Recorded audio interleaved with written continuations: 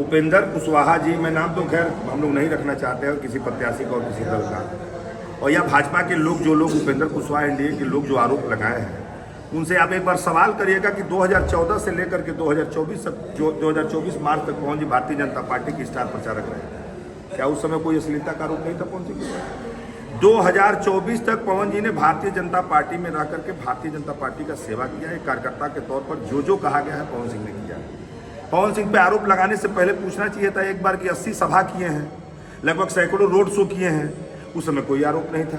पवन सिंह पे आरोप लगाने वाले लोग पहले भोजपुरी भाषा और भोजपुरी संगीत को जाने, और जो भाई साहब ने जिन्होंने ये आरोप लगाया, हम भी वीडियो क्लिप देखे हैं, मैं उनसे निवेदन करूंगा कि राजनीति में शिष्टाचार बड़ा जरूरी है।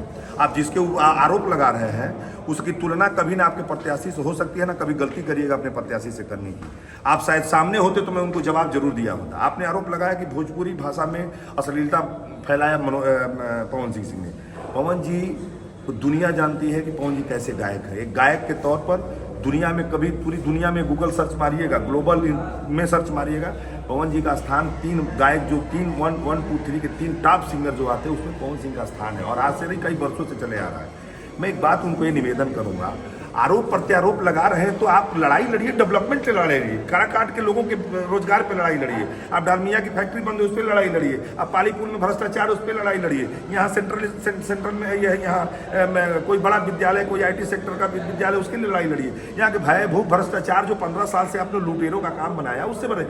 मुझे तो ये लगता है कि उनके नेता कम बोल रहे हैं और भारतीय जनता पार्टी के प्रवक्ता और लोग कम बोल रहे हैं। लेकिन कुछ लोग नेता, छिटपुटिये नेता जो हैं, जो पवन सिंह के कद को पहचान नहीं पा रहे हैं। अब उनको मालूम होना चाहिए उन्हीं की पार्टी ने टिकट दिया था आसनसोल से, प्रत्याशी बनाया था। मैं नहीं चाहूंगा, मैं अगर जिक्र कर दूंगा कि पवन जी ने टिकट वापस किया और चुनाव लड़ने का मन क्यों वहां से हटा दिया, तो आप हमारे सामने बोल नहीं पाइएगा। इसलिए मैं एक निवेदन करूंगा, यह चुनाव है और चुनाव को शिष्टाचार बना करके लड़िए।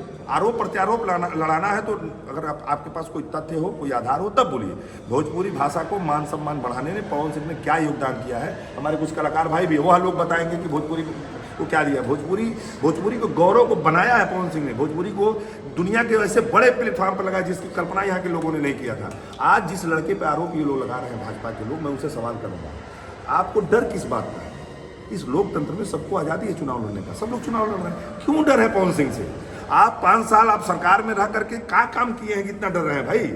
आप अपने कामों को गिनाए। आप मंचों से कह रहे हैं इस बार हमको माफ कर दीजिए, अब हमसे गलती हो गई है। और 2 नेता, उनके प्रमुख नेता, मैं नहीं कहना चाहता था, हमारे बड़े भाई हैं लोग, आदरणीय हो, सम्मानित पटवालोक जी और संतोष सिंह जी बैठे हैं, मैं दोनों लोग से कहूंगा कि आप लोग अपने निजी स्वार्थ के लिए समाज को बांटिए मत, समाज को बांटने का काम मत करिए। जो जगह जगह पे जाकर के समाज को बांटने का काम कर रहे हैं, जो आरोप प्रत्यारोप लगा रहे हैं, ये गलत है। आप हम लोग के आदरणीय हैं, बड़े भाई हैं, सम्मान है हमारे अंदर भी, हमारे लोगों के, और पवन जी के अंदर भी सम्मान है। पवन जी कभी किसी के बारे में कुछ नहीं बोलते हैं और ना ही कभी व्यक्तिगत हमला करते हैं। लेकिन जो सुनने को मिल रहा है, जो जगह पर मिल रहा है कि निजी स्वार्थ के लिए जो भी जनप्रतिनिधि हैं, आप पवन जी को टारगेट करके कोई बात मत बोलिए। मुझे लगता है ये चुनाव बहुत अच्छे से चले। तो आप सुन रहे हैं लफुआ 18 से 32 साल का लड़का ग्रेजुएशन कंप्लीट कर लिया, कोई डॉक्टरी कर रहा है, कोई PhD कर रहा है, कोई वकालत कर रहा है।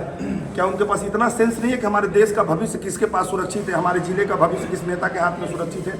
और आप उसको लफुआ सबसे संबोधित करेंगे? वो बोल रहे हो जगह जगह घूम फिर के नेता बोल रहे हैं कि लफुआ, 18 से 25-30 वाले लफुआ। उनको ये मालूम नहीं है भारत सबसे ज्यादा युवाओं का देश है। आपको भी मालूम है, दुनिया जानती है भारत में सबसे ज्यादा युवा रहते हैं। और मैं काराकाट के उन लोगों से कहना चाहूँगा जिन लोगों ने नौजवानों को लफुआ शब्द से संबोधित किया है, 1 तारीख को मतदान होगा और मैं सभी अपने 18 से 25 साल के नौजवानों से अपील करूंगा, अपने घर में बड़े बुजुर्गों का पैर छूइए, आशीर्वाद दीजिए और 1 तारीख को मतदान दे करके लफुआ